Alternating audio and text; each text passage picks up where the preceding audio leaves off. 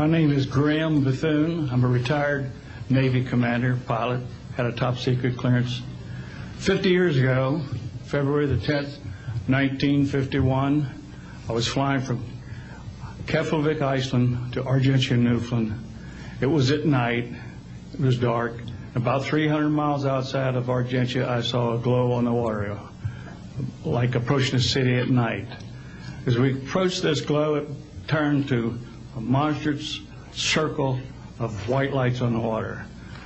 We watched this for a while. The lights went out. There was nothing on the water. Next thing we saw was a yellow halo, small, much smaller than whatever it was launched from, and that was 15 miles away, up to our altitude. Because of the trajectory, I disengaged the autopilot, shoved the nose over to try to go under this thing. At that time, I heard a noise underneath. I thought maybe it hit us. It was actually some of the crew members ducking, and they collided, and a couple of them were injured. Then it appeared over to the right and moved out slowly and flew with us. It was still not at our altitude, but we could see the shape of it. It had a dome. We could see the coronal discharge. I went back aft, let the other pilot, Al Jones, take my seat to see what the passenger's reaction was. Came back to the cockpit, told him not to report anything, simply because what the psychiatrist had said to me, maybe they would lock us up. So basically, the instruments in the cockpit, we had 4 or 5 failures. In the area of magnetic compass, the electromagnetic effect, an area of directional finders, and this type of thing. The craft was tracked by radar in excess of 1,800 miles an hour. It never did get to our altitude.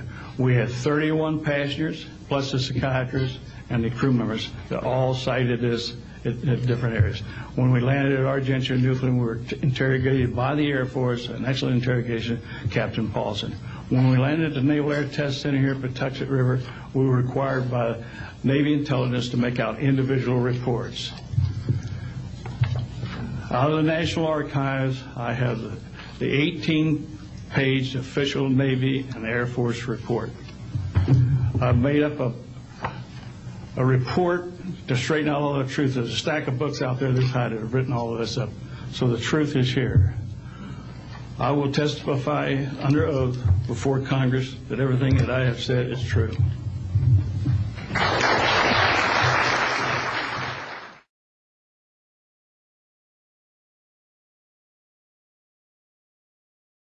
My name is Dan Willis. I was in the United States Navy. I held a top secret crypto level 14 extra sensitive material handling security clearance. I worked in the code room at the Naval Communications Station in San Francisco. In 1969, I received a priority message from a ship near Alaska that was classified as secret. The ship reported merging out of the ocean near Port Bow, a brightly glowing reddish-orange elliptical object, approximately 70 feet in diameter, emerged out of the water, shot into space, traveling at about 7,000 miles per hour. This was tracked on ship's radar and substantiated. Years later, I worked at the Naval Electronic Engineering Center in San Diego for 13 years.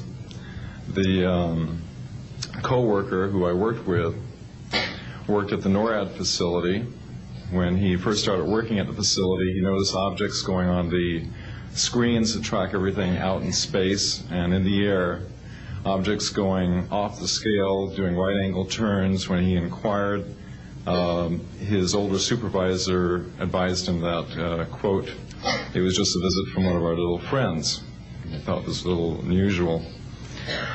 These statements are true. I'm willing to testify under oath before Congress. Thank you.